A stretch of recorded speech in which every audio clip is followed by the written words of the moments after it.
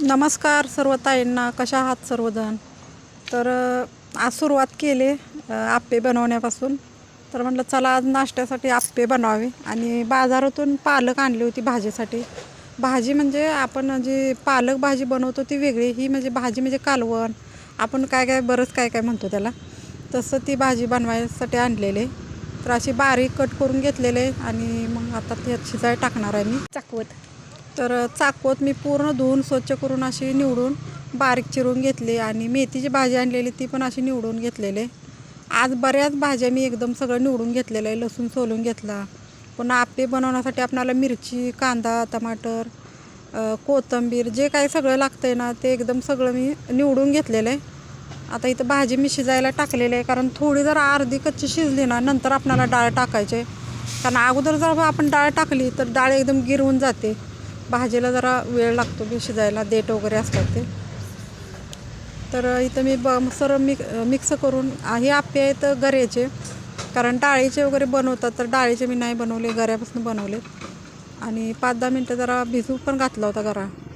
पूर्ण काय शेअर केलेला नाही मी, नंतर कधी तर करेन, म्हणजे गऱ्यापासून आपण कसे आप्पे बनवायचे ते.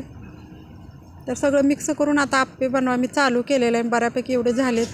एक डिश बनवलेली खाल्ली पण. तर आता ही भाजी पण आपली शिजून झालेली आहे. आता हिला मी तडका देते. लसूण वगैरे सगळं सोलून ठेवलेलं आहे. तर भाजी आपली झाली, भाजी बनवून घेतलेली आहे मी अशा प्रकारे. कोण काय करतं हिरव्या मिरचीचं पण बनवत असतं, पण आमच्यात हिरव्या मिरचीचं खात नाही, त्यामुळे मी लाल चटणी टाकलेली आहे. आणि एवढी मस्त झाली ती भाजी. तर इथं मस्तपैकी आपली भाजी शिजलेली आहे. आणि भात पण मी कुकरला डबा लावला होता, भात पण करून घेतला आहे.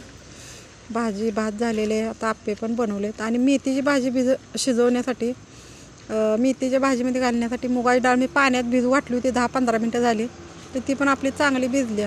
आणि भाजीमध्ये डाळ जरा भरपूर असली ना आपल्याला भाजी छान लागते, लसूण वगैरे जास्त असला म्हणजे. तर मी मिरची काय घातलेली नाही, लसूण, मुगाची डाळ भिजवून असं एवढं घातलेलं आहे. भाजी पण एवढी खूप छान झाली. तर अशा प्रकारे आपलं जेवण सगळं झालेलं आहे. चपात्या बनवून घेतले.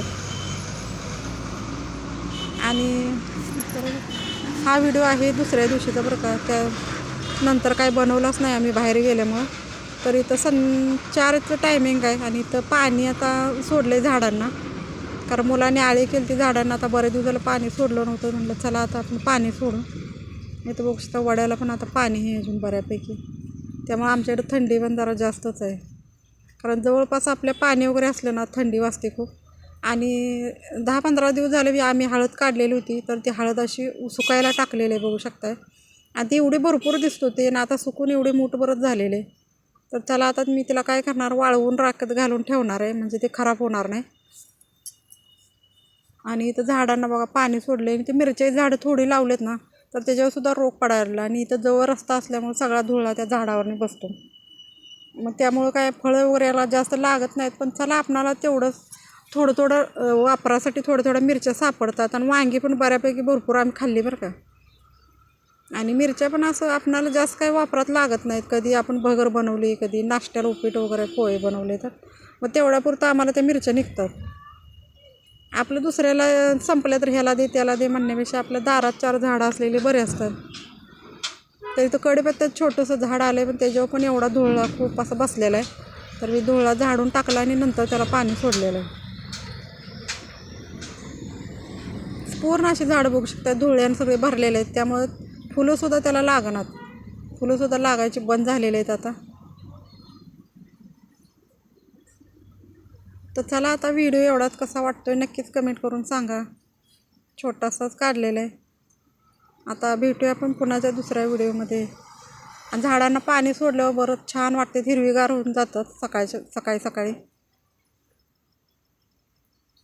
तर अजून बरीच झाडं पाणी सोडायची राहिलेले आहेत. आता नंतर एक एक झाड सगळ्या झाडांना असं पाणी सोडून घेणार आहे मी. इथं शेवग्याचं पण झाड आहे, याला पण शेंगा आता फुलं वगैरे यायला लागलेत. आपल्या दारात मी थोडी थोडी जर भाजी निघली ना तर तेवढंच आपणाला बरं वाटतं. आपण विकत किती जरी आणली मुलं महागाची आणि आपल्या घरात थोडी जर भाजी निघली तर आपल्याला खूप आनंद होत असतो. तर इथं रताळं पण लावलेत बियासाठी.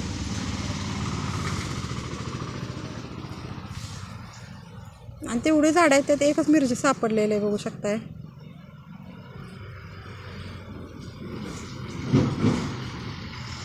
अशा प्रकारे आपली सगळी झाडं छान झाली, पाणी पाजून बघू शकता.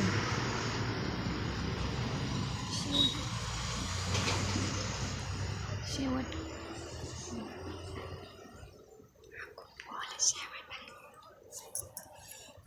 तर चला आता व्हिडिओ संपवते. बाय.